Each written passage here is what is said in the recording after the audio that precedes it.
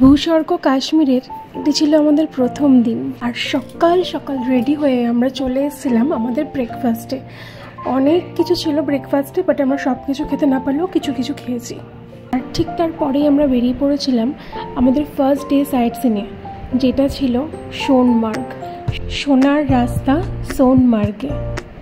গাড়িতে যেতে যেতে যতই চারিদিকে তাকাচ্ছি শুধু মনে হচ্ছিল যে কতই না ভেবেছি, আর কতদিন ধরেই না ভেবেছি যে এখানে কবে যাব, কবে এই সমস্ত জিনিস দেখব।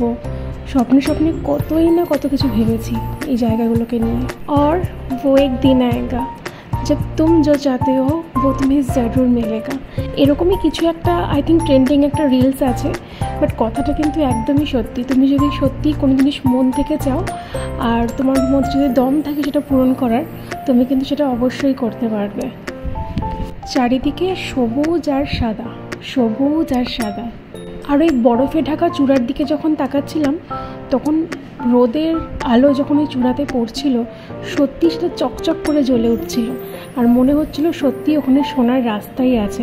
চারিদিকে যে সাদা সাদা ঢিপিগুলো দেখছো ওগুলো সবই বরফের। হ্যাঁ, আমরা ঢুকে পড়েছি সোনমার্গে। তো সোনমার্গে ঢুকেই আমাদের তো ড্রেস ভাড়া করতে হয়নি, কজ আমরা সবাই বরফে থাকার মতো জ্যাকেট ক্যারি করেছিলাম। চেন দেওয়া বাইক যেগুলো বরফে চলে সেগুলো আমাদের জন্য আমাদের ড্রাইভার দাদাই বুক করে রেখেছিল, আর তাতে করেই আমরা রওনা দিয়েছিলাম থাজিয়াস গ্লেশিয়ারের উদ্দেশ্যে। সত্যি কথা বলতে গেলে it's actually West of your time and your মানি। টাকা তোরা গাদা গাদা নিয়েছেই, আর সেভাবে থাজিয়াস গ্লেশিয়ারের সামনে পুরোপুরি নিয়ে যায়নি। ওখান থেকে ওরা বলছিল এগেন স্লেজ করে আবার উপরে যেতে থাজিয়াস গ্লেশিয়ারের দিকে, বাট আমরা ঠিক করলাম যে যেটুকু পারি আমরা হেঁটে হেঁটেই যাব, কজ অলরেডি 5000 চেন বাইকের জন্য পে করার পরে এগেন স্লেজের জন্য পে করার কোনো প্রশ্নই ওঠে না। যেটুকু আমরা বাইকে করে গেছিলাম সেটুকু আমরা হেঁটে হেঁটেও যেতে পারতাম। তো যাই হোক, নিজের সমস্ত মাইন্ড ডিস্টারবেন্সকে সাইডে রেখে আমরা নিজেদের মতো হাঁটতে শুরু করলাম। হ্যাঁ, একটু তো টাফ হবেই, বরফে হাঁটা তো ইজি ব্যাপার না। তো যাই হোক, দুটো ফটোগ্রাফার দ্যাট টাইম আমাদেরকে অনেক হেল্প করেছিল। তো বেসিক্যালি সুন্দর সুন্দর ফটো এবং ভিডিওর জন্য ওখানে অনেক ফটোগ্রাফার পাওয়া যায়। তো মোটামুটি তারা অ্যাভারেজ ফটো ভিডিওগুলো খুব ভালো লেগেছিলো আমার। ফটোর ক্ল্যারিটি আমার একটু কম ভালো লেগেছিলো। তো ওরাই আমাদেরকে অনেক দূর অবধি এগিয়ে নিয়ে যেতে হেল্প করেছে, যেহেতু ওরা ফটো তুলবে ঠিক করেছিল। তো ওরাই একটু গাইড করে করে নিয়ে যাচ্ছিলো, একটু হাত ধরে ধরেও নিয়ে যাচ্ছিলো। তো ওরা সত্যি কথা বলতে গেলে অনেক হেল্প করেছিল। আর অ্যাট লাস্ট ওপরে পৌঁছে তো আমার নিজেকেই পড়িই মনে হচ্ছিলো যে এখান থেকে আমি আর নামবো না। যতটা রোদের তাপ, বাপরে বাপ, ভীষণ রোদের তাপ, তুমি 1 সেকেন্ডের জন্য সানগ্লাস মুভ করতে পারবে না। তো ওখানে অনেক এনজয় করেছি, অনেক ফটো ভিডিও রিলস অনেক কিছু তোলার পরে লাস্ট টাইম আমি জ্যাকেটে টেক অফ করে ফেলেছিলাম, বিকজ ওখানে মানে সূর্যের আই থিঙ্ক ওটা এতটাই ক্লোজ যে তোমার ওখানে গেলে গরম লাগবে। যতই তুমি বরফে থাকো না কেন, যেহেতুটা সানের অনেকটা ক্লোজ, তোমার মানে গরম লাগবেই। আর তারপরে এলো সব থেকে ইন্টারেস্টিং পার্ট, ওপর থেকে নিচে নামার সময়। মানে তখন তো মানে কীভাবে নামবো বুঝতেই পারছিলাম না, জাস্ট স্লিপের মতো করে নেমে যাচ্ছিলাম। ওপরে ওঠার সময় তো একটা টেকনিক ওনারা শিখিয়ে দিয়েছিল যে পায়ের গোড়ালিটা আগে বিধো তারপরে ওঠো। আমরা কী করি, পায়ের মানে ফুটটা আগে ফেলি তারপরে উঠি, বাট ওখানে ফটোগ্রাফার আমাদের বললো যে আগে গোড়ালি দাও তারপরে পাটা ফেলো। তো যাই হোক, ওঠার সময় তো মোটামুটিভাবে উঠেছিলাম, কষ্ট হলো, বাট নামার সময় জাস্ট স্লিপ কেটে নেমেছি। সেই ভিডিওগুলো তো এখন আর নেই। ফোনগুলো একদমই ব্যাগের মধ্যে রেখে দিয়েছিলাম, কারণ ওরা বলেছিল ফোন যদি একবার বরফে ঢুকে যায় তুমি আর জীবনেও খুঁজে পাবে না, সত্যিই পাবো না। আর ওখান থেকে নেমেই আমরা খেলাম ম্যাগি। পাহাড়ের ম্যাগির অনেক অ্যাড দেখেছি, বাট সিরিয়াসলি বলছি, পাহাড় वाली मैगी की स्वाद ही अलग होती है। কিছু একটা ওরা দেয়, যাই হোক ভীষণ টেস্টি ছিল। আর আমরা একদম সঠিক টাইমে পাহাড় থেকে নেমে এসেছিলাম, বিকজ আমরা নামার পরেই ওপরে জাস্ট একদম বরফ পড়ার মতো একটা সিচুয়েশন হয়ে গেছিলো। বরফ হয়তো পড়তো না, বৃষ্টি হতো। যাই হোক, ওখান থেকে বেরিয়ে আমরা খুব সুন্দর একটা জায়গায় নেমেছিলাম, একটা ব্রিজের কাছে। ব্রিজ ক্রস করে ওপারে ছিল ঘন জঙ্গল, পাহাড়ি গাছগাছলাতে ভরা ঘন জঙ্গল, আর ব্রিজের নিচ থেকে বয়ে যাচ্ছিল রাশি রাশি জলধারা। সম্ভবত কোনো একটা নদীরই জল হবে হয়তো, ঠিক জানি না কোন নদী। আর এত পাথরের ওপর থেকে যে স্লোভাবে জলগুলো বয়ে যাচ্ছিল, জাস্ট একটা আলাদাই ফিলিংস ছিল।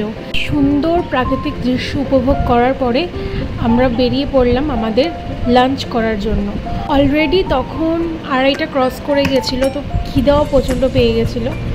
তো একটা ধাবাতে চলে এসেছিলাম ওই নদীরই পাশে। দেখতেই পাচ্ছ কি সুন্দর অসাধারণ ভিউ।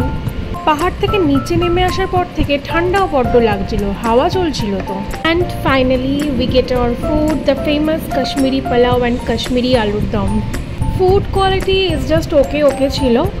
তো ওখান থেকে বেরিয়ে আবার নেমে পড়লাম গাড়ি থেকে। দেখো কত সুন্দর চারিদিকে পাহাড়, সর্ষে ক্ষেত, that's why I choose spring. ওই বিকাল তখন 4টে বাজবে হয়তো, আর আকাশগুলোকে দেখো, মনে হচ্ছিল মেঘগুলোকে যেন ছুঁতে পারবো ওই পাহাড়ে উঠলে পরে। তারপর আমরা গাড়িতে উঠে পড়েছিলাম, বাট তারপরে আবার নেমে পড়েছিলাম। এত সুন্দর জায়গা দেখে নিজেকে আটকানো যায় বলো। আর এটা দেখতেই পাচ্ছ, এটা হচ্ছে ন্যাশপাতি ট্রি। যেহেতু স্প্রিং টাইম, পুরো গাছ ভর্তি ফুলে ভরে আছে। ফলের সিজন না, এটা শুধু ফুল আর ফুল। এত সুন্দর ফুল দেখে জাস্ট অবাক হয়ে যাওয়ার মতো। আর এত সুন্দর জায়গায় গিয়ে ফটো ভিডিও করবো না সেটা তো হতেই পারে না। পড়েও যাচ্ছিলাম ঘুরতে ঘুরতে, বাট ভিডিও করতেই লাগবে। তো যাই হোক, আমার বর আর আমার বোন তো একটু বিরক্তই হয়ে যায় আমার ফটো ভিডিও তুলতে, বাট আমি এনজয় করি। আমার যেটুকু এনজয় করার, যা এনজয় করার আমি সেটা করে নিয়েছি। এখান থেকে আমরা বেরিয়ে পড়েছিলাম এবং কান্ট বিলিভ কাশ্মীরের জায়গা এত সুন্দর যে আমি বাধ্য হলাম আর একটা জায়গায় নামতে, আর একটা বিউটি স্পট, আর একটা বিউটি সিনারি দেখার জন্য এগেন নেমে যেতে হলো। না, এই নদীটার নাম আমি তোমাদেরকে বলতে পারবো, বিকজ এটা কাশ্মীরের ফেমাস নদী। এটার নাম হচ্ছে দারিয়াহি জালিম। এই দারিয়াহি জালিমই ইন্ডিয়ার মানে কাশ্মীর এবং পাকিস্তানের কাশ্মীর দুটো জায়গাতেই আছে। দুটো জায়গাকেই নদীটাই কিন্তু সংযুক্ত করেছে। জাস্ট ভিউটা দেখো কি অসাধারণ না? আমি তো জাস্ট দেখে মনে হচ্ছিল আমার যে হয়তো এটা মানে ছবি রং করা, তুলিতে আঁকা যে ছবিগুলো করে না, জল ছবি রং করা, ঠিক সেরকমই লাগছিল। নদীর ওপরে ওই ছোটো ছোটো নৌকাগুলো, কিছু বড় নৌকাও আছে, আবার ছোট নৌকাও আছে। আর ওপাশে দূরে পাহাড়, পাখি উড়ে যাচ্ছে, আর ঘন গাছ। ওগুলো গাছগুলোর নাম তো বলতে পারবো না, তবে ম্যাক্সিমাম ওখানে ফলের গাছই আছে, যেমন চিনার ট্রি, বাদামের অনেক গাছ আছে, আখরোটের অনেক গাছ আছে। তো ওগুলোই হবে সম্ভবত। তো আমি তো জাস্ট হারিয়েই গেছিলাম। আর সবথেকে বড় কথা যেটা আমি ভিডিওতে শো করতে পারিনি, সেটা হচ্ছে এখানে মারাত্মক হাওয়া ছিল, ভীষণ পরিমাণে হাওয়া দিচ্ছিল, মানে গা শিউরে ওঠার মতো। শকুনও দেখতে পেলাম অনেক যুগ পর এখানে আমি। যাই হোক, অসাধারণ দিন ছিল। ওখান থেকে বেরিয়ে আমরা আমাদের হোটেলে ফেরত চলে গেছিলাম। আর আগের দিন তোমাদেরকে আমাদের রুম ট্যুর দিইনি, তো আজকে রুম ট্যুরটা দিয়ে দিচ্ছি। একটু দেখো, আগের দিন দিইনি কারণ আগের দিন আমাদের রুমটা খুব একটা ভালো ওরা দেয়নি। ফার্স্ট ডেতে নাকি ওদের অ্যাভেলেবেল ছিল না। আমরা তো বুক করেছিলাম, বাট স্টিল ওরা একটু করে। যাই হোক, তো নেক্সট ডেতে খুব ভালো রুম ওরা প্রোভাইড করেছিল। দেখে নাও রুমটা। আর একটা কথা, আমরা যখন রুমে এসে গেছিলাম তখন কিন্তু প্রায় 7:30 পৌনে 8টা বাজে।